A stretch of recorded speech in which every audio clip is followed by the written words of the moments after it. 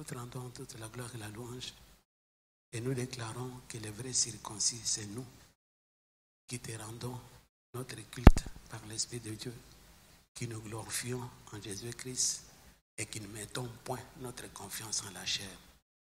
Comme tu l'as déclaré, que l'heure vient, il est déjà venu, où les vrais adorateurs adoreront les Pères en esprit et en vérité. Car ce sont là les adorateurs que le Père cherche. Dieu est esprit. Et il faut que ceux qui l'adorent en esprit et en vérité. Merci Seigneur d'avoir doté de cette capacité surnaturelle afin que nous puissions te chanter dans les mélodies surnaturelles que ton esprit nous inspire. Nous te disons merci Seigneur, laisse que tu sois loué. Toi qui as fondé ta gloire dans la bouche des enfants et même à ceux qui sont à la mamelle, afin d'imposer silence à l'ennemi, au vindicatif. Nous te disons merci Seigneur. Reçois toute la gloire et la louange, car nous avons chanté avec l'intelligence, nous avons chanté par l'esprit. Nous te donnons toute la gloire et la louange. Par ces mélodies surnaturelles, Seigneur, tu as fait du bien à ton peuple, Seigneur. Tu as consolé les cœurs brisés à travers cette mélodie. Tu as donné des solutions à travers cette mélodie. Nous te disons merci, Seigneur. Reçois toute la gloire et la louange. Sois venu glorifier pour cette équipe des chants que tu continues à inspirer davantage, Seigneur, afin que nous puissions te présenter dans ta présence avec des cantiques nouveaux, comme les déclare ta parole. Reçois toute la gloire et la louange. Laisse que nos pensées maintenant soient tournées vers toi pour recevoir la compréhension de ta parole. À toi et à toi seul, toute la gloire et la louange, aujourd'hui et tellement jamais. Avec beaucoup d'actions de grâce, nous t'avons ainsi prié dans le nom de Christ Jésus et que tous ceux qui sont en accord avec moi disent Amen. Pouvons nous asseoir. Merci.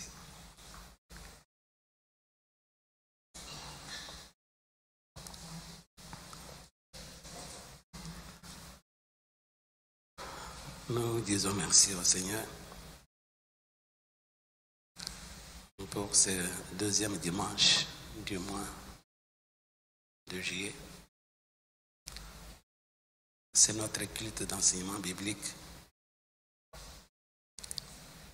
Le dimanche passé, je vous ai parlé sur le revêtement de l'homme intérieur, le revêtement surnaturel. Il faut que nous pouvons revêtir notre homme intérieur. De là, nous allons comprendre beaucoup des principes du royaume. Et ce matin, je vais vous parler sur un autre sujet intitulé « La confiance dans la marche avec Dieu ». La confiance dans la marche avec Dieu. En tant qu'enfants de Dieu, nous sommes appelés à marcher avec le Seigneur. Mais cette marche peut se nommer la marche de confiance. En fait, c'est une confiance mutuelle. Dieu nous fait confiance, comme nous aussi, nous devons lui faire confiance. Mais il est le premier à nous faire cette confiance. Il déclare, tu es mon fils, je t'ai engendré aujourd'hui. Demande-moi, je te donnerai les nations pour héritage et les anciens de la terre pour possession. Ça, c'est Dieu qui nous dit cela. Ça représente une marque de confiance. Et comme la Bible le déclare également, il est écrit dans Amos, chapitre 3, verset 3. La Bible dit, des hommes ne peuvent pas marcher ensemble sans en être convenus. Comme je viens de le dire, la marche avec Dieu, c'est une marche de confiance mutuelle. Dieu nous fait confiance. Nous également, nous devons lui faire confiance. C'est son penchant depuis que le monde existe et qu'il a créé l'homme comme étant maître d'accomplissement de ses desseins sur la terre. Dieu cherche toujours à marcher avec l'homme. Voilà ce que nous dit la Bible depuis l'Ancien Testament. Nous allons vérifier cette référence dans nos Bibles. Il s'agit de Lévitique. Lévitique chapitre 26, verset 12. Lévitique 26, 12. Et les regards fixés dans ta Bible et non sur les écrans. Les écrans vont rester, mais tu dois rentrer avec ta Bible. Maintenant, c'est bien de localiser dans ta Bible Lévitique. Est-ce que du côté droit, du côté gauche, c'est en bas, au-dessus, au milieu? Comme ça, toi-même, tu peux vérifier dans ta Bible à la maison. Les écrans vont rester ici. Tu vas entrer à la maison qu'avec ta Bible. C'est pourquoi il faut lire ta Bible et non les écrans. Lévitique, chapitre 26, verset 12. Tu peux même souligner. Tu peux même mettre un symbole à côté de tes références pour te montrer que c'est un verset que j'ai lu, dont j'ai la compréhension. Nous voulons voir dans cette référence qu'est-ce que Dieu avait déclaré au peuple de l'époque. Lévitique chapitre 26, verset 12. Vous avez trouvé la place dans la Bible? Ainsi nous lisons ensemble. 1, 2, 3. Je marcherai au milieu de vous. Je serai votre Dieu et vous serez mon peuple. Remarquez que depuis longtemps, Dieu a toujours cherché à marcher avec son peuple. Quand tu marches avec Dieu, il y a l'assurance. Quand tu marches avec Dieu, il y a la réussite. Quand tu marches avec Dieu, il n'y a pas la crainte. Parce qu'il est tout puissant. Il est le créateur. C'est lui le maître de tout. Alors s'il marche avec toi, rien ne peut te troubler. Ça, c'était dans l'Ancien Testament. Il a dit au peuple qu'il avait adopté, je marcherai au milieu de vous. Je serai votre Dieu. Et vous serez mon peuple. Mais pour nous, qui sommes nés de nouveau, qu'est-ce que Dieu déclare à propos de cette marche? Nous allons vérifier dans 2 Corinthiens chapitre 6. Verset 16, partie B. Et nous allons commencer par lire d'abord tout le verset et nous allons sélectionner la partie B par la suite. La partie B commence à partir de 2 points pour certaines versions. 2 Corinthiens chapitre 6, verset 16. La confiance dans la marche avec Dieu. La confiance dans la marche avec Dieu. La confiance peut se définir comme l'assurance. Que quelqu'un se fie en quelqu'un ou bien en quelque chose. 2 Corinthiens chapitre 6, verset 16. Vous avez trouvé la place? Ensemble, nous lisons 1, 2, 3. Quel rapport y a-t-il entre les temples de Dieu et les idoles? Car nous sommes les temples du Dieu vivant. Comme Dieu l'a dit, 2 points. J'habiterai et je marcherai au milieu d'eux. Je serai leur Dieu et ils seront mon peuple. Nous qui sommes nés de nouveau en Christ Jésus, Dieu ne va pas simplement marcher avec nous, il déclare que j'habiterai. Donc pour nous, il commence par habiter, ensuite il marche au milieu de nous. Donc si Dieu habite en moi et qu'il marche avec moi, donc ma vie est assurée. Je ne peux rien craindre, je ne peux rien redouter. Il habite et il marche avec moi. Mais nous disons que cette marche, c'est une marche basée sur quoi? Sur la confiance mutuelle. J'ai commencé par vous dire que Dieu est le premier à nous faire confiance. Mais nous aussi, nous devons avoir confiance en lui, de sorte que nous puissions marcher avec lui. Mais la première question, sur quoi doit être fondée cette confiance?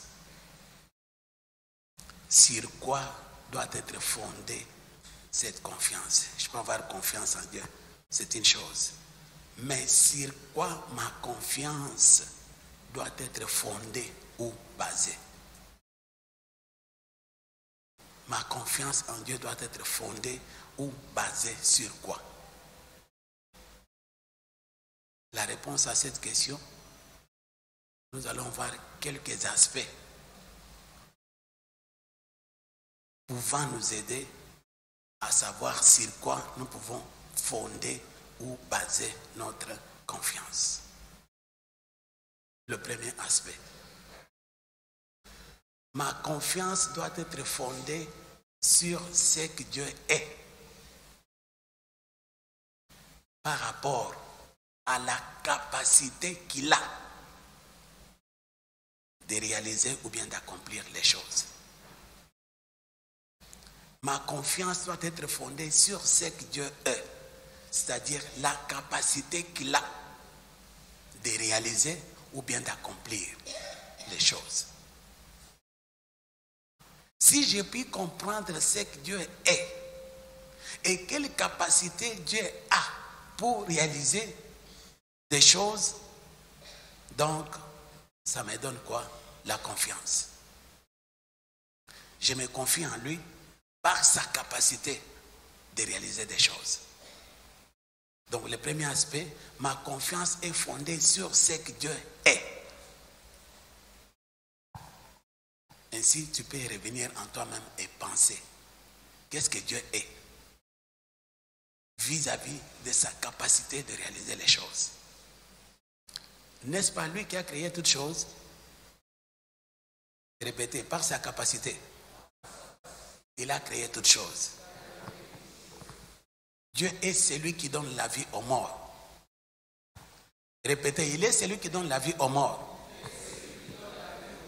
Et qui appelle les choses qui ne sont point comme si elles étaient. Ça, c'est la capacité que Dieu a. Donc, le premier aspect de ma confiance en Dieu, c'est un aspect fondé sur ce que Dieu est. Je dois penser à la capacité que Dieu a de réaliser des choses. Alors, quand je comprends que dans tout l'univers, il est le seul et unique qui a la capacité d'accomplir ce que même le monde appelle impossible, ça me pousse à avoir confiance en lui. Deuxième aspect, je dois faire confiance au Seigneur par rapport à ce qu'il a dit. J'ai fait confiance en Dieu par rapport à ce qu'il a dit. Sans oublier que tout ce que Dieu dit, il finit toujours par le réaliser. Quand je sais que ça, c'est une parole du Seigneur, c'est pourquoi, bien aimé, en lisant la Bible, il faut faire la part des choses. Quand tu lis une référence, fais une pause. Pose-toi la question. Ici, précisément, qui parle? C'est un prophète? Est-ce que c'est un apôtre qui parle? Ou bien ici, ça, c'est la parole de Dieu lui-même? C'est ainsi que vous trouverez maintenant les érudits de la Bible, dans certaines versions actuellement, principalement le Nouveau Testament, ils mettent en rouge tout ce qui est la parole prononcée par Jésus-Christ lui-même. Tout ça, c'est pour créer la différence. J'ai lu, non, ça c'est le prophète qui a parlé de la part de Dieu. Mais quand je lis, je dis non, ici c'est Dieu lui-même qui est en train de parler. Alors, tout ce que Dieu a dit finit toujours par s'accomplir. Comme lui-même a dit, la terre va passer, le monde va passer, mais sa parole ne passera jamais. Pierre dit, nous avons été régénérés non pas par une semence corruptible, mais par une semence incorruptible, par la parole vivante et permanente de Dieu.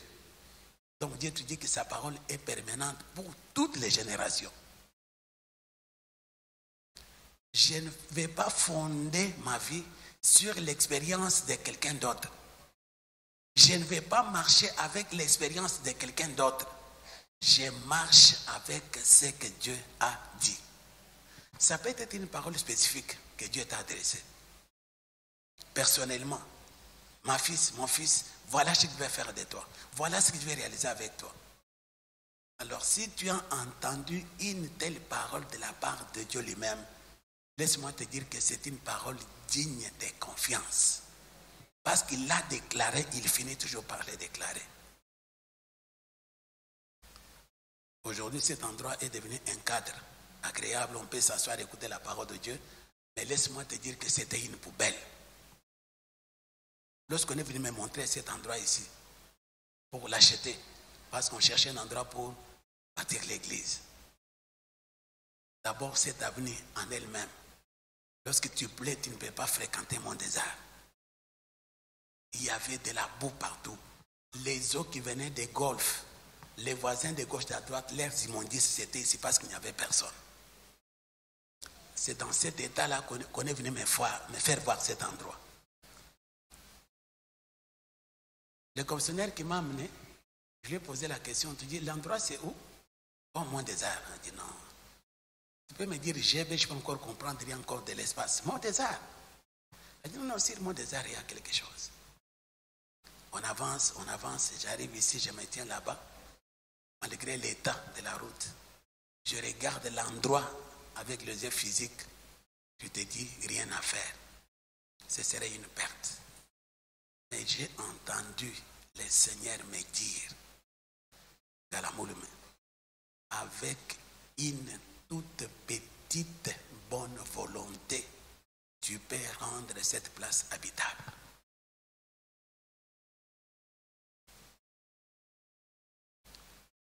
Les gens disent non, tu es un homme de foi. Non, ce n'est pas une foi que j'ai développée. Cette foi est venue parce que j'ai écouté le Seigneur. Après avoir écouté Dieu bien-aimé, je n'ai pas encore ouvert les yeux pour regarder l'aspect de l'endroit. J'ai eu confiance en cette parole. Dieu a dit, avec une toute petite bonne volonté, tu peux rendre cette place habitable. La plupart vous conseillent les images de l'endroit, on le projette à tout moment, principalement les étudiants de l'Écossure, pour voir comment était l'état de l'endroit. Mais ce qui a fait que je puisse avoir confiance en Dieu, c'est parce que Dieu, il a parlé. Mais aujourd'hui, l'endroit est devenu habitable, oui ou non? Confiance. Et lorsque Dieu a dit, tu peux rendre la place habitable, le commissionnaire qui m'a amené, bien aimé, j'avais $0, ni dans ma poche, ni dans la caisse de l'église. Rien. $0, je t'ai dit. Je pose la question au commissionnaire. On vend combien? 35 000 $. C'est en 2003. 35 000.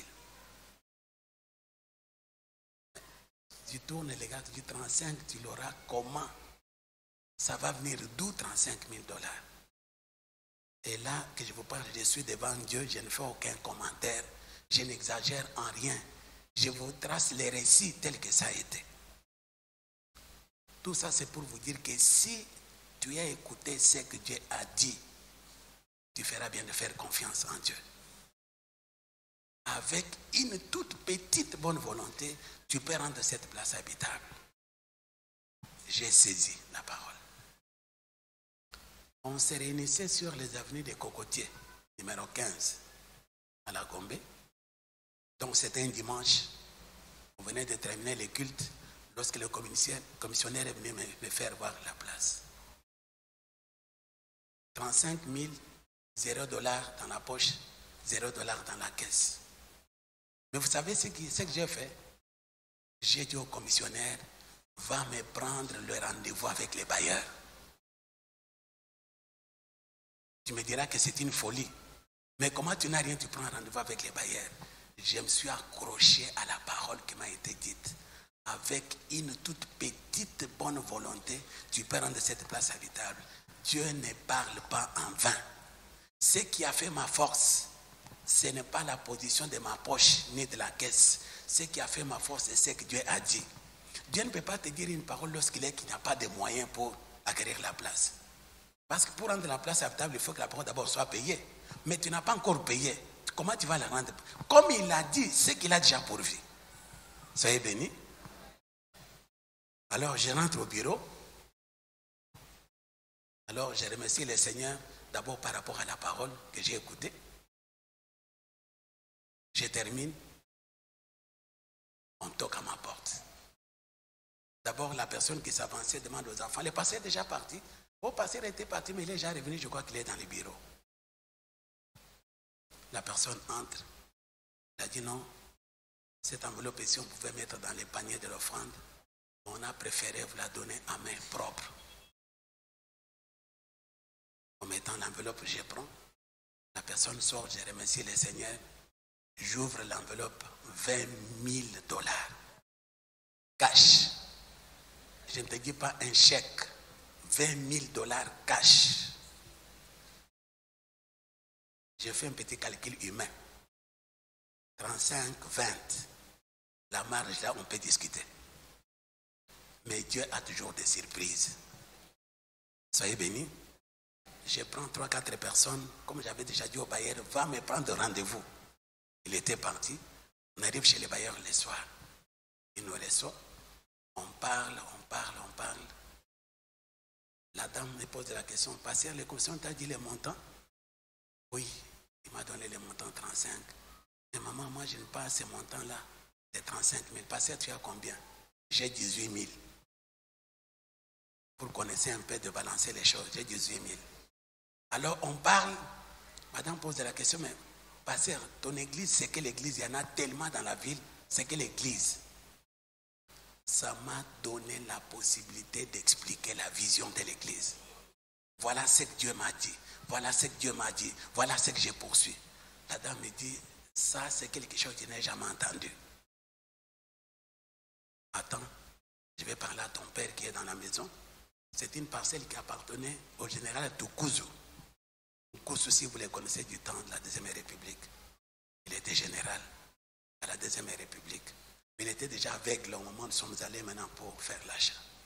La dame entre, il parle avec son mari, il parle, plus de 45 minutes. On dit, mais qu'est-ce qui se passe? C'est un refus ou bien qu'est-ce qui se passe? Finalement, la dame sort. Il me dit, pasteur, j'ai expliqué surtout la vision de ton église à mon mari. Nous avons dit, ça, ce serait quelque chose qui va nous aider à contribuer à ce que tu es en train de faire. Nous allons te donner un montant. Mais sur ces montants-là, s'il manque $1, on ne va pas s'attendre non plus. Nous avons pesé les pour et les contre. Pasteur, tu nous dois $20,000. Avec une toute petite bonne volonté, tu peux rendre la place habitable. Bien-aimé, quelle force! On a compté cash 20 000. Vous savez, Tukuzu là, c'était des hommes forts de la Deuxième République. Il a pris son télécell. Il a appelé les géomètres la nuit même. Il a dit, toi, demain matin, il faut que les pasteurs aient déjà les contrats de bail. Bien-aimé, le lundi, on avait les contrats. Mais vous comprenez, payer la place, c'est une chose. La rendre habitable, en est une autre. Mais ce qui a fait que cette place soit transformée telle que vous les voyez aujourd'hui, ce n'est pas les finances. Parce que depuis qu'on a commencé la construction de ce temple jusqu'à la fin, je n'ai jamais réuni comme ça $10,000 en main cash pour la construction. J'ai avancé avec $200. J'ai avancé avec $300. J'ai avancé avec $500. J'avance là où ça s'arrête, ça s'arrête. Je ne m'inquiète pas. Bien-aimé, Dieu a ses plans et ses projets. J'ouvre encore une autre parenthèse. Lorsque nous avons acquis la place, on a commencé par faire d'abord un hangar. On a construit un hangar, on s'est réunissé. L'estrade était toujours là où il est. Alors on a terminé avec ça. Alors, on commençait maintenant à daller la place. Parce que j'étais en peine des dames qui venaient à l'église avec des hauts talons. Vous savez, les hauts talons, lorsque ça s'enfonce dans des pierres avec des pierres, tu vois, il y a les cuirs qui s'enlèvent. Ça me faisait très mal. Ils ne pouvaient pas danser à l'aise non plus. J'avais du mal dans mon cœur. Seigneur, j'ai besoin de finances pour terminer, d'aller partout. On avait commencé ici. On s'est arrêté quelque part là. Tout ça maintenant c'était de la terre, des cailloux. Bien aimé, je vous dis, finance, rien bloqué. Ni dans l'église, ni les gens qui pouvaient apporter, rien du tout. Vous savez, devant une situation comme ça, tu commences à te demander en quoi j'ai fauté. Quel péché j'ai commis pour que tout s'arrête? Rien. C'est pourquoi il faut apprendre comment marcher avec le Seigneur et lui faire confiance. Dans la parcelle, il y avait une petite annexe au coin là. On avait une dame qui habitait ça avec son fils et son petit-fils. Cette dame, dès qu'il a connu la mission, il s'est engagé dans l'évangélisation. Il prenait les dépliants de la mission, il allait partout pour parler des gens à la mission. Dans cette évangélisation, il a rencontré un homme. Cet homme, d'après les témoignages, c'est quelqu'un qui était malade. On l'a amené à l'hôpital général. Cet homme est entré dans les comas et les médecins l'ont déclaré mort. Je me suis dit, non, prends ton mari, va mettre à la morgue.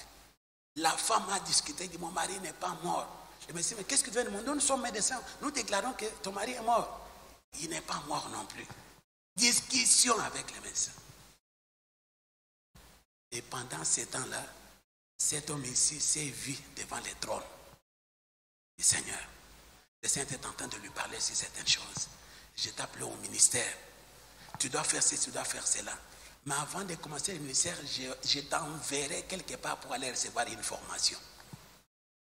Lorsque tu vas recevoir cette formation, ça va te permettre à comment servir le Seigneur. Dès que le Seigneur a terminé de lui parler, l'homme est revenu à la vie.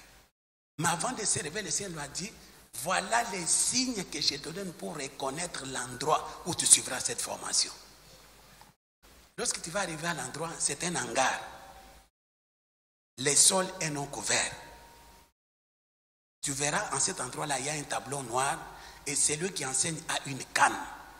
Ce sont les signes que tu vas découvrir la place que tu as envoyée pour la formation. Suivez-moi très bien. Est-ce que vous comprenez quelque chose? J'avais d'aller jusqu'ici, là-bas c'était vide. Ceux qui savent, lorsque nous sommes arrivés ici pour la formation, ce n'était pas les tableaux aujourd'hui avec des feutres non plus, c'était le tableau noir avec des craies. Et j'ai toujours une canne. Ma canne est toujours présente jusque dans la salle, maintenant il est là. Alors lorsque cet homme est venu à l'existence, il a marché dans toute la ville pour voir quand même l'aspect de l'endroit où le Seigneur lui a montré, rien du tout. Et ça se faisait déjà plus de 15 ans que cet homme cherchait l'endroit. La dame qui habitait là dans son évangélisation, il est allé rencontrer cette personne. Et ça coïncidait que pendant ce temps-là, on était en formation de l'écosur. Je venais de commencer l'écosur, il y avait la première semaine. Alors le Messie a dit, en tout cas comme tu me parles, tu es venu jusqu'ici, je vais venir. Parce que j'ai une promesse du Seigneur, voilà, il y a des années, j'ai toujours cherché l'endroit, je ne sais pas, mais je vais venir. Lorsque la personne est entrée, il a vu l'hangar, il y avait un tableau noir, ma canne était là contre les tableaux. Le monsieur s'est assis, il a commencé à suivre les cours. Mais ce que je ne comprenais pas, chaque fois que j'ai parlé, le monsieur tapait les mains, il faisait ça. Bon, tu sais, quelqu'un, c'est d'une façon, tu ne vas pas poser la question, c'est quoi? Il exprime ses émotions. À l'époque, les graduations ne se faisaient pas comme ça se fait aujourd'hui non plus. À l'époque, je faisais quoi? J'ai terminé les modules fondamentaux, j'ai fait la graduation. Et puis, je commence l'avancée, ainsi de suite. Alors maintenant, nous sommes allés avec la formation jusqu'à la fin. Et son grand étonnement, c'était par rapport au cours de l'aiguisement. Nous avons terminé les 4 cours. J'ai préparé la graduation. Comme vous le savez, ça n'a pas commencé aujourd'hui. Les étudiants devraient témoigner. Alors, la personne aussi a donné les noms. Comme j'étais seul, c'était le début, je n'avais pas encore une équipe non plus. Je faisais tout, j'ai donné cours, j'ai composé les interrogatoires, les examens, je les corrigeais moi-même jusqu'à la fin. Alors, je n'avais pas le temps d'auditionner les étudiants non plus. Ça s'est passé comme ça par confiance. les jours de la graduation, on a quand même essayé d'aménager la place telle que ça a été. Alors maintenant, qu'est-ce qui se passe? On a donné la possibilité aux étudiants de donner les témoignages.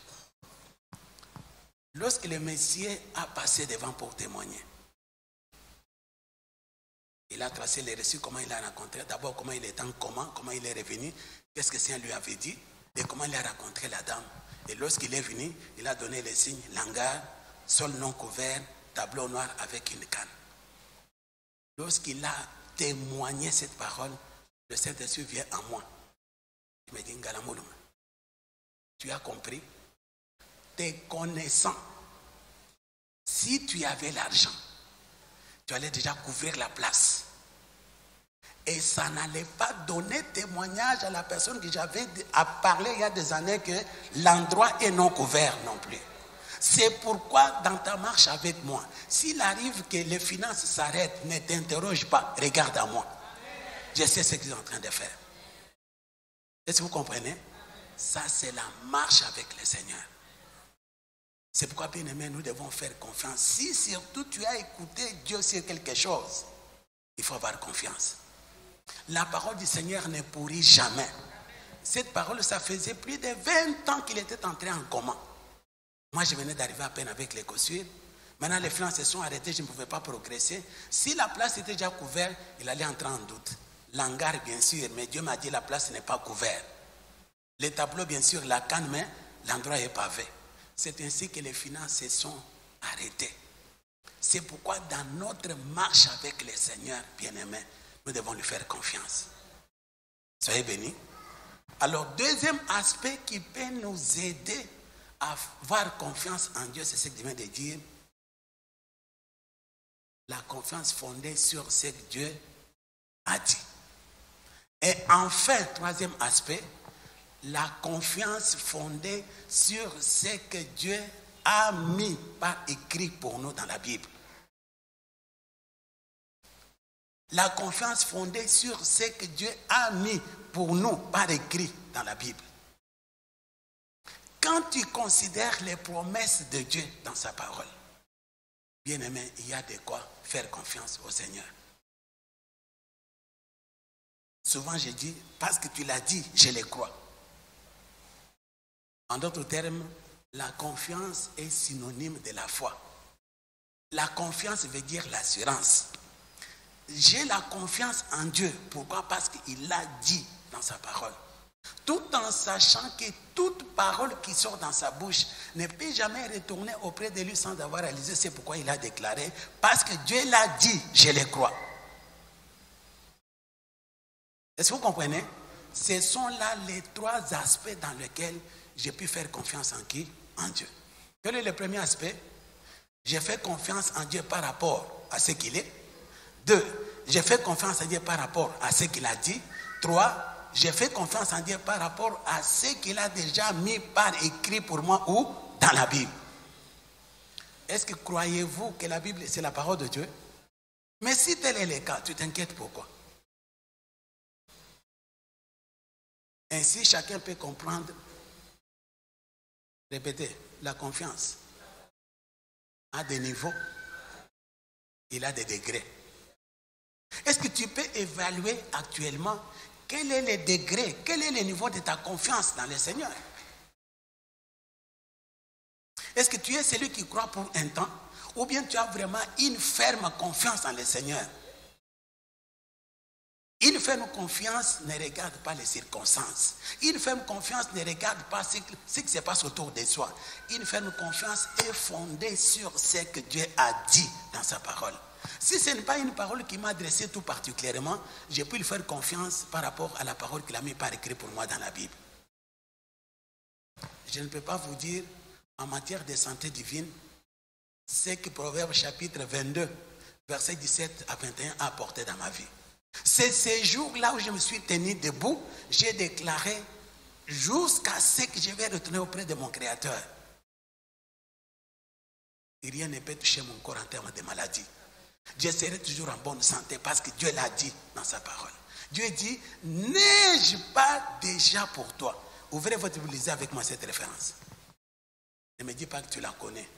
Si tu ne la connaissais, tu n'allais pas agir comme tu es en train d'agir. Ouvrez Proverbes chapitre 22, versets 17 à 21.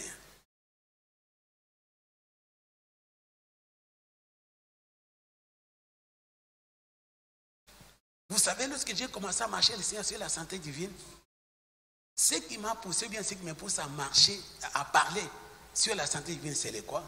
Vu le message de la longévité. Parce que souvent, ce qui conduit beaucoup de personnes d'une manière ordinaire à la mort, c'est la maladie. Alors maintenant, si tu vis longtemps sur la terre, tu dois vivre longtemps, mais tout en étant en bonne santé. Au départ, j'avais un langage, oh non, j'ai reçu une attaque de la part de Dieu. Oh, l'ennemi m'a attaqué. Mais depuis que j'ai lu Proverbe, même le langage d'attaque a fini. J'ai dit, Satan, tu ne peux pas toucher à mon corps. Sinon à la vérité qui est en qui? En Jésus-Christ. Lisez un peu comment le Seigneur aborde la question. Tout à l'heure, là, je vous disais que quand vous lisez la Bible, faites attention. Qui parle?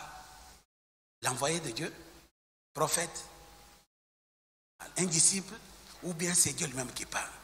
Maintenant, lisons Proverbe, vous allez comprendre maintenant qui parle à travers cette référence. Verset 17, nous lisons. Prête l'oreille, écoute les paroles des sages.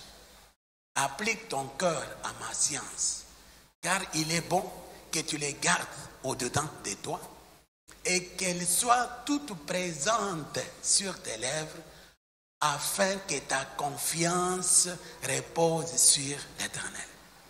Je vais t'instruire aujourd'hui, oui, toi.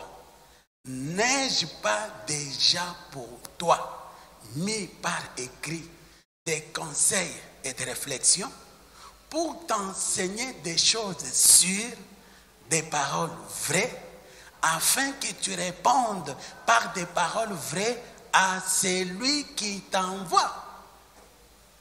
Soyez bénis. D'abord, la première chose que j'ai découvert la référence, j'ai compris que ici c'est Dieu lui-même qui me parle. Prête l'oreille, écoute les paroles des sages, applique ton cœur à ma science. Il est bon que tu les gardes au-dedans de toi. Je vais vous poser une question, vous devez répondre tous. Qui va trouver la réponse? En lisant cette référence de la Bible, comment ma confiance peut-elle grandir dans le Seigneur? Quel est l'élément qui est censé m'aider à faire grandir ma confiance dans le Seigneur? La réponse n'est pas autre, ça se trouve dans ce que vous venez de lire.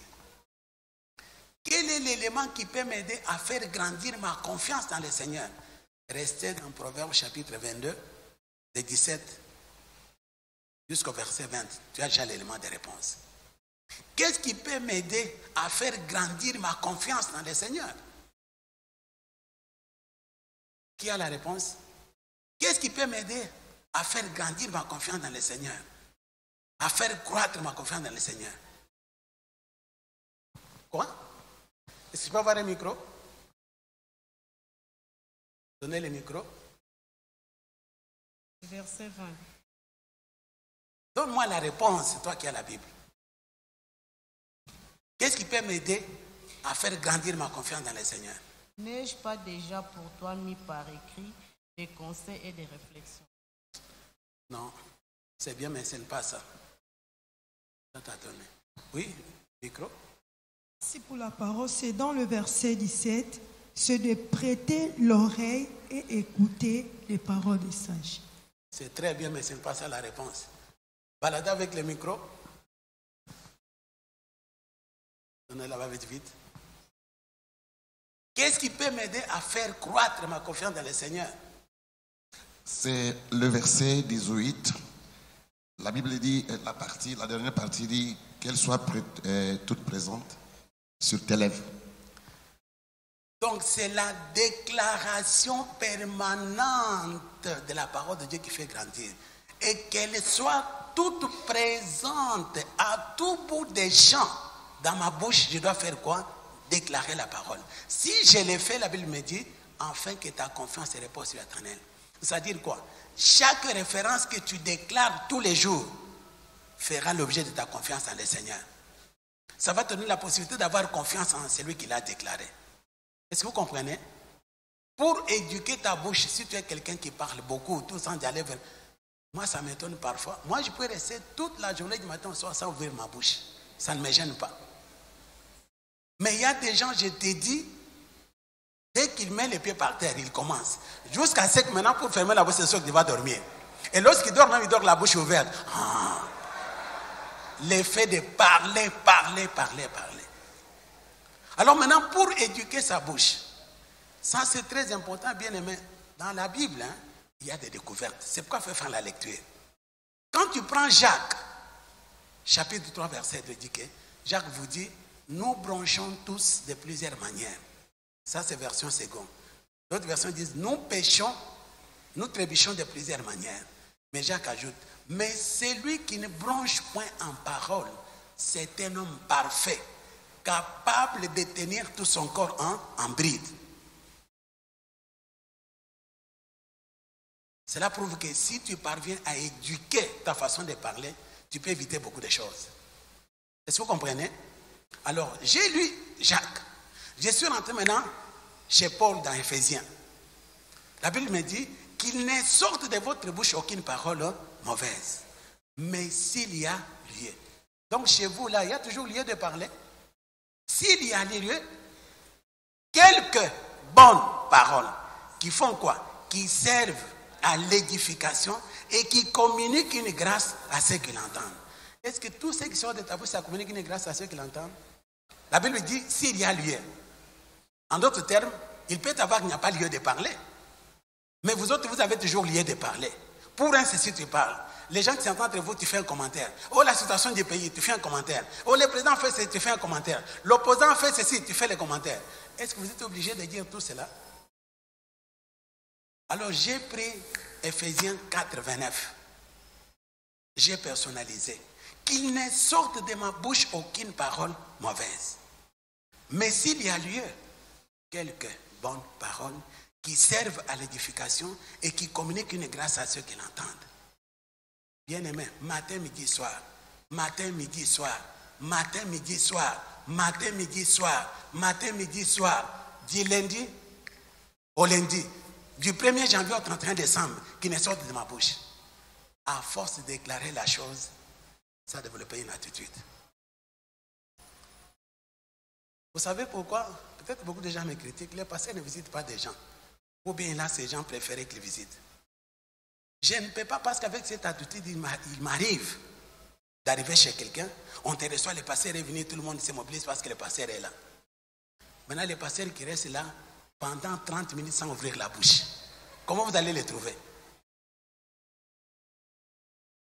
Tu indisposes tout le monde, parce que tout le monde veut t'écouter. Mais pourquoi? Parce que je n'ai pas encore reçu dans mon esprit une parole par laquelle je dois introduire. Je reste calme. Mais comment vous serez maintenant, vous, les gens de la maison? Est-ce que vous comprenez? Donc c'est ce qui fait que maintenant, pour visiter, c'est difficile. À moins qu'avant que je vienne, le ciel me dise à l'avance ce qu'il faut dire. Mais si je n'ai rien, j'arrive chez toi, tu me reçois, tout le monde, les pasteurs là, nous prions, amen, amen. Maintenant, les gens entendent maintenant que les pasteurs nous disent quelque chose. Depuis qu'il a fermé sa bouche. Ceux qui travaillent ont cessé de travailler parce que le pasteur est là. Je peux vous garder comme ça pendant 45 minutes. Est-ce que c'est agréable? C'est pourquoi je ne me déplace pas. Mais tout ça, c'est le fruit de quoi? Que cette parole soit toute présente sur tes lèvres afin que ta confiance se repose sur l'Éternel.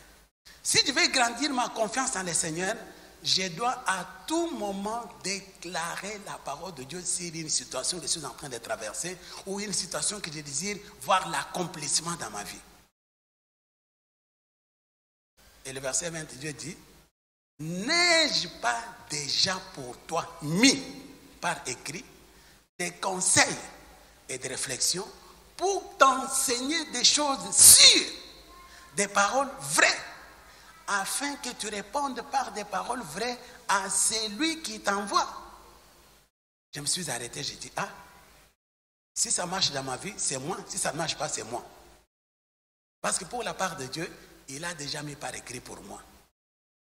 Quand je vois une situation bizarre dans ma vie, je ne peux pas demander à Dieu de descendre et d'agir, comme vous avez l'habitude même de chanter. C'est moi qui dois répondre. Dieu ne répondra jamais. Même pour chasser l'ennemi, Jésus ne descendra jamais du ciel pour venir chasser les démons pour toi. Il t'a donné le pouvoir à travers sa parole de faire quoi? De chasser les démons. Comme vous sentez, manifeste-toi, descends, agis. Il a déjà agi depuis longtemps. Il a reçu, il a récupéré tout ce que tu avais donné au diable, il l'a récupéré, il te l'a donné. À ma parole, avec mes promesses, agis. Dieu ne peut pas ni chasser les démons, ni chasser quoi que ce soit dans ma vie, si ce n'est par ma bouche. Soyez bénis. Répétez 3 aspects dans lesquels ma confiance doit être fondée. Premier aspect, sur ce que Dieu est. Deuxième aspect, sur ce que Dieu a dit.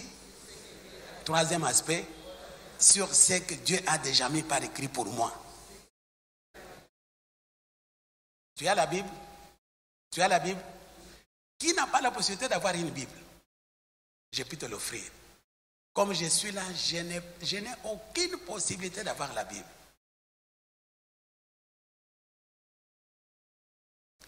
Combien de gens on a interdit à lire la Bible? Toi là, on t'a dit, comme tu es là, ne lis jamais la Bible non plus. Mais je change. Combien de gens ont la capacité de lire la Bible? Baissez les doigts. Combien de gens ont la possibilité d'avoir la Bible en permanence avec eux? Vous savez, il y a dans certaines nations, tu ne peux pas avoir la Bible dans la maison non plus. Mais nous avons la possibilité d'avoir la Bible. Tu peux l'amener partout. Même si tu pars au petit coin, tu parles avec ta Bible. Tu es bien installé là avec ma Bible en train de méditer. C'est ce que Dieu a dit. Personne ne t'empêche. Soyez bénis. Alors maintenant, c'est quoi le problème? Dis à ton voisin, voisin, tu dois comprendre une chose. La confiance a des niveaux et des degrés. Actuellement, quel est le niveau de ta confiance envers le Seigneur? Dis-lui, donne-moi la réponse. Quel est ton niveau de confiance dans le Seigneur? Jusqu'où tu peux faire confiance en Dieu? Est-ce que vous avez compris? Pour terminer, la dernière question. Comment j'ai pu manifester la confiance de Dieu dans ma vie? Comment puis-je manifester la confiance de Dieu dans ma vie? Ou encore dans ma marche? Comment j'ai pu manifester cette confiance? Comment j'ai pu manifester la confiance de Dieu dans ma marche avec lui? Comment la confiance se manifeste? Comment j'ai pu manifester la confiance de Dieu dans ma vie? Soyez bénis. Tu as noté la question? Et voici la réponse. La confiance se manifeste qu'en cas de crise, qu'en cas de épreuve, qu'en cas de la tempête. Lorsque la tempête s'élève dans ma vie, on a touché à l'enfant, on a touché à ma santé, on a touché aux finances, on a touché à ceci. Tout ce que j'entreprends, tout semble être bloqué. C'est pendant ce temps-là qu'on peut maintenant juger la confiance que tu as dans le Seigneur. C'est lorsque tout va mal dans ta vie que tu peux maintenant manifester la confiance que tu as. Lorsque la santé est attaquée, c'est pendant ce temps-là que tu peux manifester la confiance. Tu vas faire quoi? Je sens que le corps là, ce n'est pas ça. Me tenir debout devient tout un problème. Faire ceci, c'est un problème. Je ne parviens même pas à soulever un seau d'eau. J'ai de sérieux problèmes de santé. C'est pendant ce temps-là que tu peux manifester ta confiance. Soyez bénis. Où tu vas courir? Chez les Biloloquines? Parce que les gens de Biloloquines sont prêts. Jusqu'à aujourd'hui, on peut en parler, mais il y a des gens qui ont des pharmacies mobiles dans leur maison. Voire même si j'ai fouillé les sacs des dames ici, je vais trouver les Biloloquines à l'intérieur. Pourquoi? Parce que les médecins avaient dit matin, midi, soir. Je ne sais pas là où midi va me prendre. Autant même me munir avec les Biloloquines Je puis payer de l'eau et puis prendre les chloroquines. Mais pourquoi ne pas boire? Parce que Dieu a dit que sa parole soit toute présente sur tes lèvres. Pourquoi ne pas te munir avec la Bible? Vous savez qu'il y a des gens qui préfèrent amener les téléphones à l'église, soit disant que j'ai la Bible sur le téléphone, que d'amener la page imprimée. Quel est le prétexte? Ça pèse. Donc ça ne peut pas contenir dans mon sac. Tout ça, ça prouve. Comment on peut voir dans ta vie en tant que chrétien que tu as celui qui a confiance en Dieu? C'est lorsque tu es en train de traverser les zones de turbulence. Est-ce que tu es en paix? Est-ce que tu es serein? Est-ce que tu as la joie? Si la Bible dit que réjouissez-vous toujours dans le Seigneur. Lorsque maintenant Paul a reçu cette inspiration, réjouissez-vous toujours dans le Seigneur. Est-ce que Paul ne savait pas que nous aurons des situations qui vont nous faire pleurer? Hein? Et lui ignorait que nous allons traverser des situations qui vont nous faire pleurer. Mais la Bible dit que réjouissez-vous toujours dans le Seigneur. Pourquoi? Ayez confiance dans ce que Dieu a déjà mis par écrit pour vous. Qu'il vente, qu'il neige, ayez confiance. Dis à ton voisin, aie confiance. Aie confiance. Qu'il vente, qu'il neige. Aie confiance. Pour la seule raison. Les circonstances changent. Mais sa parole, jamais. Jamais. Sa parole, jamais. Comme sa parole, jamais, voilà l'objet de ma confiance dans le Seigneur. Les gens peuvent changer. Ce que j'espérais, je peux être déçu par l'événement. Mais la parole de Dieu ne me décevra jamais. Elle est vivante et permanente. Dieu lui-même dit, la terre va passer, le ciel, mais sa parole pour toujours. J'ai confiance. S'il m'a dit que je suis l'Éternel qui te guérit, ça c'est un peu un prophète. Ce n'est pas Paul qui a dit que je suis Paul qui te guérit par mes écrits. Il a dit je suis l'Éternel qui te guérit, c'est lui-même qui me parle. Qu'est-ce qui peut m'inquiéter? Maintenant, avoir confiance, c'est s'accrocher à cette parole de l'Écriture. Il a dit, je suis l'Éternel qui te guérit. Si c'est lui qui me guérit, je ne bouge pas. Les gens viendront vous proposer les chloroquines. Ils viennent toujours avec un langage vraiment très flattant. Hein? Nous savons tous que nous prions. Nous savons que tu aimes bien le Seigneur, tu pries beaucoup. Personne ne peut détourner de la foi. Mais qu'à cela ne tienne, nous pouvons aller ne fût-ce que faire l'examen pour voir maintenant qu'est-ce qui se passe. Maintenant, si je pars chez les chloroquines et que la situation se rétablisse, la gloire, je vais la donner à qui? Qui va prendre la gloire? Chloroquine ou bien Dieu? Répétez, lui-même a dit, prête l'oreille, écoute les paroles des sages. Vous savez que parmi les sages, la Bible dit que Dieu seul un sage. Écoute les paroles des sages. Les paroles des sages, c'est quelles paroles? Les paroles de chloroquine ou bien les paroles de Dieu? Il ajoute, applique ton cœur à ma science. Écoutez les conseils de Dieu. Applique ton cœur, pas à autre chose. Applique ton cœur à ma science. Pourquoi?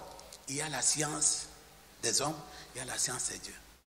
Je n'oublierai jamais les témoignages de cette dame-là que je suis en train de voir dans mon rayon. Thérèse Dembo. Cette dame-là, il a fait ceci. Il rêvait toujours que les gens qui sont morts, poursuivis partout, ils ont fait la ronde des hôpitaux de Kinshasa. Je crois que c'est sa belle-sœur qui est membre de cette église depuis longtemps. Il était là au premier culte. Il lui pose la question, il l'appelle. Vous êtes où? Nous sommes à l'hôpital du cinquantenaire. Pour faire quoi? On est en train de faire les examens. Mais ce qui m'a étonné, c'est la confiance que cette dame avait dans ce qu'il a entendu à l'écossure. Elle a dit, toi et ton mari, vous êtes têtus, je vous ai dit, viens à l'écossure vite, vite. Et pendant que la presse belle-sœur elle-même était ici, et c'était pendant la session. Viens vite à l'écossure. Mais quand je pense à cette chose, ça m'a toujours resté perplexe. Je me dis, viens à l'écossure, quelqu'un qui ne pouvait se tenir debout. Il lui demande, viens où c'est? C'est comme ça à l'écossure, quand tu viens, il y a une chambre de repos, on te donne un lit, Alors tu te reposes, on commence à te donner les calmants. Alors maintenant tu vas te restaurer. Viens les cossures. La dame qui ne veut pas se tenir debout ni s'asseoir non plus. Mais il a écouté cette parole sans trop penser. Il a quitté Sankatana et il est venu ici. J'enseignais. Et j'ai parlé sur les fondements de la vie surnaturelle. C'est pourquoi vous voyez parfois maintenant, nous ne voulons pas avoir contact avec des gens pendant la formation. Ne sachant pas qu'est-ce qui s'est passé, je ne la connaissais pas, c'était la première fois. Je suis allé me tenir devant cette dame. J'ai commencé à parler sur la santé divine, c'est comme si je connaissais la personne. Mais vous savez, quand on vous dit qu'il faut avoir confiance dans ce que Dieu a dit. Mais vous savez quoi? Ça, c'était avant la pause. Lorsque j'ai donné pause, cette dame s'est tenue debout. Il a pris le téléphone, il a appelé son mari. Ce que j'ai dit, vous pouvez l'entendre même à travers les témoignages que lui-même a donné. C'est enregistré. Toi, tu es têtu, tu ne crois pas. Moi, ta femme, je suis guéri. Et son mari a dit, c'est Thérèse qui parle. Comment tu parviens à parler, toi qui ne parlais pas? Toi, tu es têtu, viens à l'écossure, viens à l'écossure. Mais qu'est-ce qu'il a guéri? Est-ce qu'on vous a dit, la plupart vous avez fait l'écossure? À l'écossure, on impose les mains sur les étudiants. Mais qu'est-ce qu'il a guéri? Mais pourquoi ne pas? Lui-même a déclaré, a témoigné les jours de sa graduation, il a dit, papa, je te donne un conseil.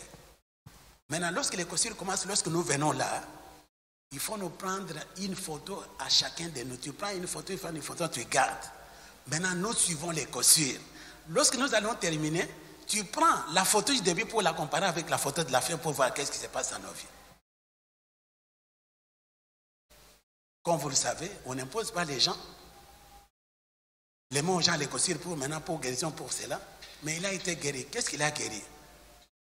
La parole. Il y a de quoi faire confiance dans le Seigneur. Quand tout va bien, tu as un peu d'argent, alors maintenant, tu sais qu'à la fin du mois, je vais payer mon loyer, déjà le loyer est là, tu sais qu'il y a de quoi manger, il y a de quoi payer les frais. Pendant ces temps-là, si on te dit que fais confiance en Dieu, ça ne sert à rien parce que tout va bien. D'ailleurs, tu fais semblant de faire confiance au Seigneur parce que tout va bien. Mais lorsque tu quittes la maison comme ce matin ici, et ton bailleur t'a dit, comme tu es parti à l'église là, va dormir à l'église. Parce qu'en rentrant ici, tu vas trouver tes effets dehors. C'est pendant ce temps-là qu'on peut vérifier la confiance que tu as dans le Seigneur. Oh, vous priez. Que Dieu là que vous priez vous donne une maison. Il ne faut pas rester sur me déranger avec vos prières. Alors, tes effets dehors, sors. C'est pendant ce temps-là qu'on peut voir la confiance que tu as dans le Seigneur. La confiance s'éprouve pendant les épreuves. Pendant les temps durs. Lorsque les vagues traversent la maison. C'est pendant ce temps-là qu'on peut voir la confiance que tu as dans le Seigneur. Soyez bénis. C'est pourquoi en tant qu'enfant de Dieu, je vais terminer par dire qu'en tant qu'enfant de Dieu, si tu considères ce que Dieu est, si tu considères ce que Dieu a dit, si tu considères ce que Dieu a déjà mis par écrit pour toi, bien aimé, il y a de quoi développer un langage de confiance. Répétez, en tant qu'enfant de Dieu, je dois développer un langage de confiance. Quand je parle, c'est pour rassurer.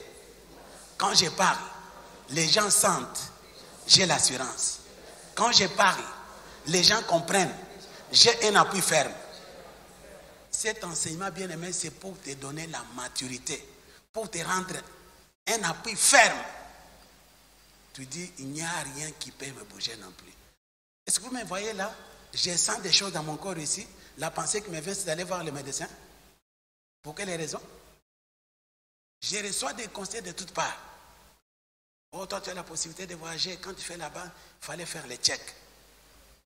Mais d'abord, la pensée d'aller checker en elle-même, c'est déjà le doute. Je vais checker quoi? Quand je pense que tout va bien, maintenant tu me dis qu'il faut aller checker. Je vais checker quoi? Le Saint-Esprit, en moi, il est en train de checker ses corps tous les jours. Tout ce qui est détruit, il les répare parce que c'est lui. Il sait que c'est mon temple. Je dois y habiter. Soyez bénis. Répétez, la confiance dans la marche avec Dieu. La vie chrétienne, c'est une vie de confiance. C'est une vie de marche dans la confiance. Dieu a confiance en moi. Moi aussi, je dois lui faire confiance. Dans 3 aspects. Par rapport à ce qu'il est, par rapport à ce qu'il a dit, et par rapport à ce qu'il a mis par écrit pour moi. Vous savez, si vous comprenez bien cet enseignement, fini les tristesses, fini la désolation, fini la peur, fini la crainte. C'est comme Paul a dit, si Dieu est pour moi, qui sera? Ça, c'est un langage de quoi? De confiance. Un langage de confiance. Je vais terminer par cette référence. Lisez-moi Psaume 27, verset 3. Psaume 27, verset 3. Que dit la parole du Seigneur? Psaume 27, verset 3.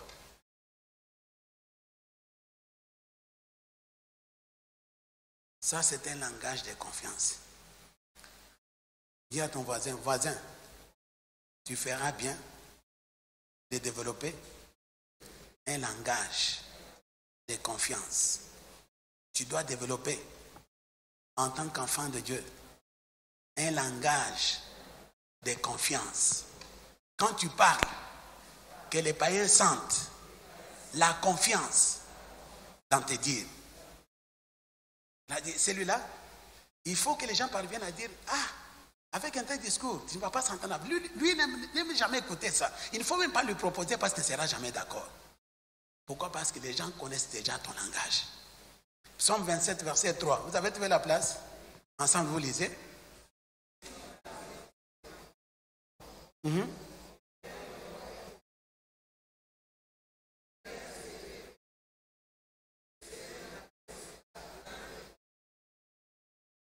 Donc la confiance se manifeste qu'à travers la tempête que tu peux traverser. Tout est sec.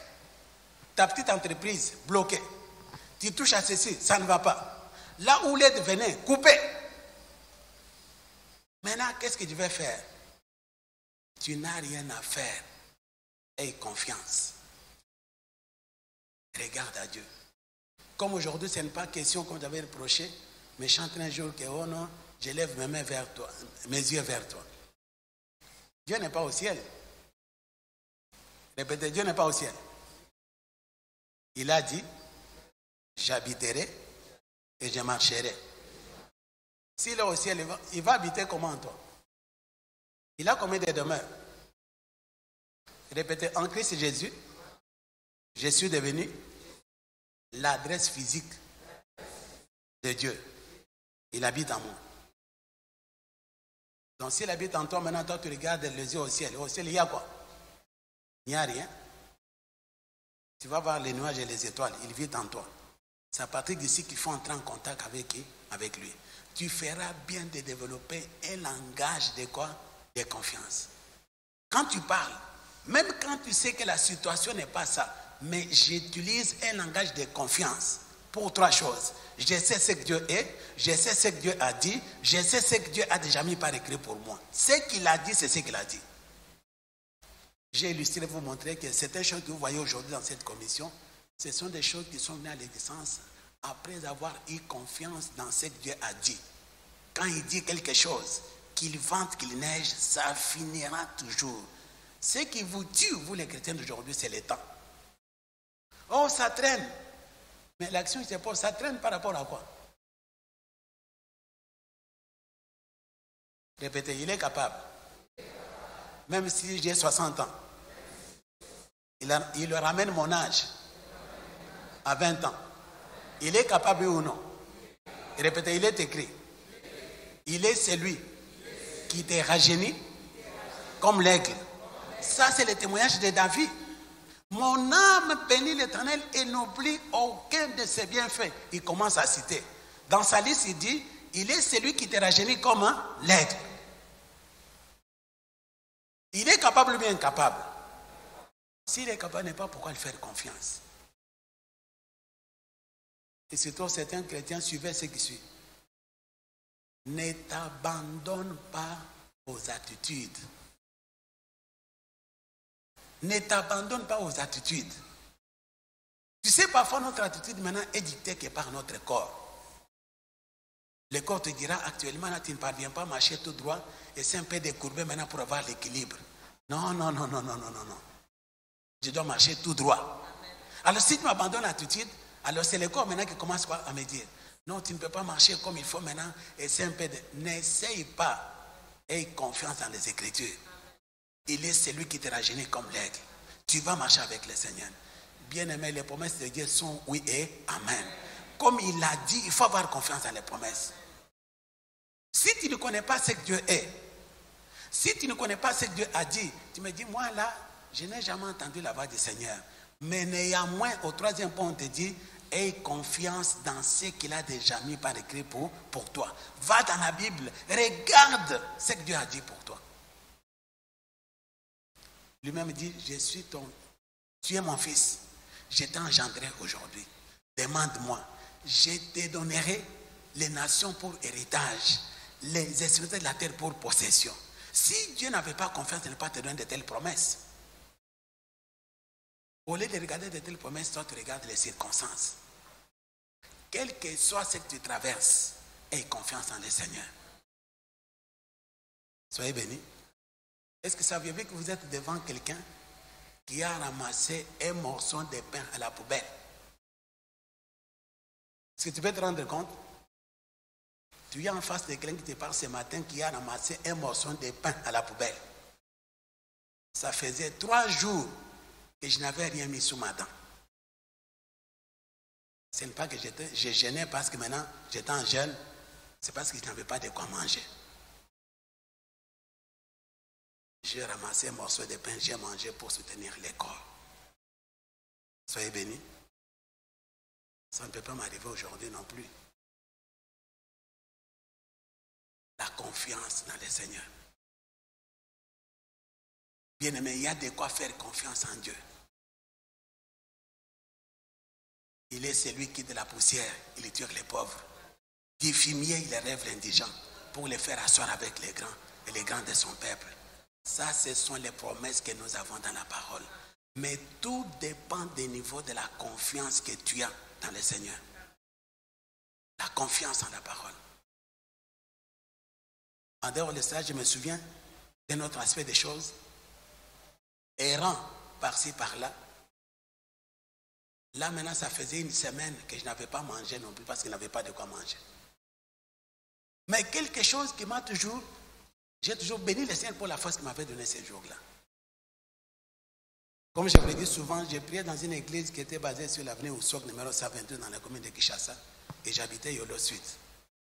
Mais on avait une extension de l'église à Yolo Nord. À peine je pouvais me tenir debout. Ce qui me donnait un peu de force, c'est de l'eau à boire. Ça considérait que c'était le jour des cultes. Une pensée a traversé ma tête. Vous connaissez l'histoire des 3 Hébreux. Lorsque maintenant Samarie était assiégée par les Syriens, il dit que si nous restons dans les camps ici, nous allons mourir. Si on entre dans le ville, autant mieux d'aller dans les camps pour voir qu'est-ce qui se passe dans les camps. Ils ont trouvé que les Syriens ont pris fuite, ils ont tout laissé. Je me suis dit, ce n'est pas à force de rester à la maison que je vais trouver à manger non plus. Comme c'est la réunion de prêche, je dois aller à l'église.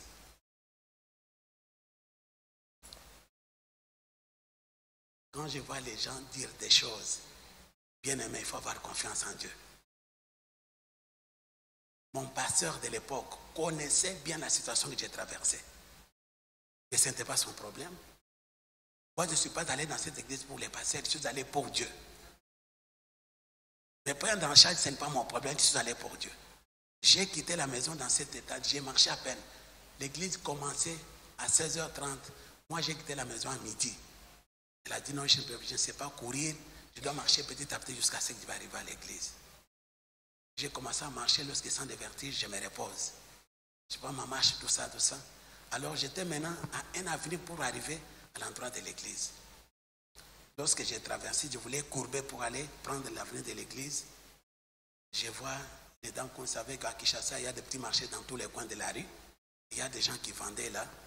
J'ai remarqué une dame dont la jambe était gonflée comme quelqu'un qui souffrait éléphantiaise. Je passe. J'entends une voix qui me dit, retourne, prie pour cette dame. Ça, c'est l'esprit qui a compris. Hein? Mais la chair, Seigneur, dans les temps où je suis là, je vais faire quoi pour prier pour la dame? Vous savez, parfois, certaines fois, tu entends ce que tu entends, mais tu es en train d'avancer. Tu dis, rentre, prie pour cette dame-là que tu as vue. Je suis en train de faire quelques pas. C'est comme si on m'a tourné, je me suis vu comme ça. Je suis rentré. Je n'avais pas la connaissance de la parole que j'ai aujourd'hui. Mais ce qui a secouru la chose, c'est cette voix-là qui m'a dit, prie pour la dame. Je pose la question, je n'ai pas commencé parce que tu es chrétien. Est-ce que c'est si j'ai posé la question, madame, est-ce que tu crois que si j'ai prié pour toi, tu seras guéri?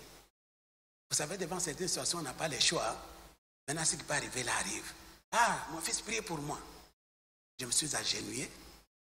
Dès que j'ai posé mes mains légèrement sur sa jambe, directement, c'est le parlant langue qui est sorti. J'ai commencé à prier en langue. J'ai prié en langue, j'ai prié en langue, j'ai prié en langue, j'ai prié en langue. J'ai terminé par dire Amen, Amen. Je demande à la femme, mets-toi debout, marche. Bien-aimé, la jambe est restée intacte telle qu'elle était avant la prière. Mais ce qui m'a étonné, moi, la dame s'est tenue debout, il a commencé à faire les 100 pas. La jambe telle qu'elle était. Vous savez maintenant, à la cité, là, quand quelque chose comme ça se passe, tout le monde sait l'état de la dame. Maintenant, sans béquille, il commence à courir. Tu reçois les titres sur place. Hein? Les pasteurs ici, il a guéri la dame. Ce pasteur a guéri la dame. Je n'étais pas pasteur. Je n'avais aucun titre dans mon église. Fidèle simple. Chantre dans la chorale. La dame a sauté. Mais la jambe était telle qu'elle était. J'ai béni beaucoup le Seigneur. Alors la dame me pose la question. Mon fils, tu habites où et tu pars où?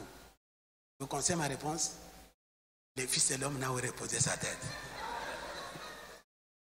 Mais tu pars où? Moi, je pars à mon église. Mon église est sur cette avenue ici. Elle dit non, pars à l'église, mon retour. Passe par ici avant de rentrer. Soyez bénis.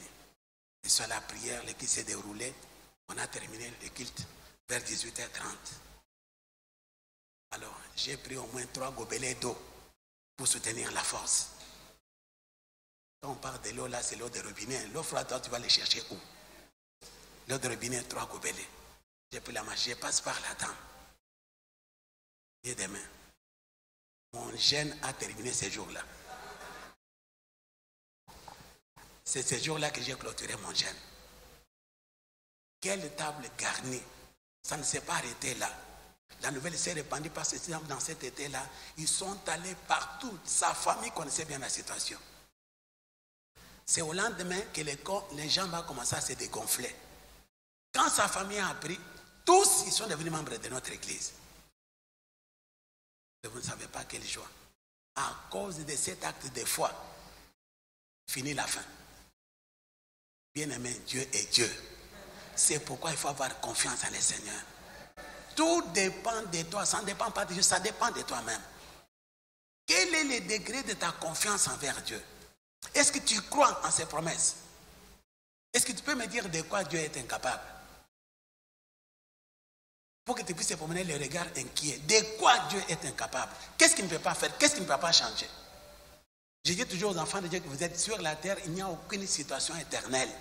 Ça peut prendre le temps que ça peut prendre. La solution est toujours là.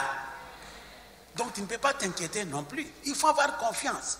Quel que soit ce que tu traverses, aie confiance dans ce que Dieu est, aie confiance dans ce que Dieu a dit, aie confiance dans ce que Dieu a déjà mis par écrit pour toi. Soyez bénis. Mettons-nous debout.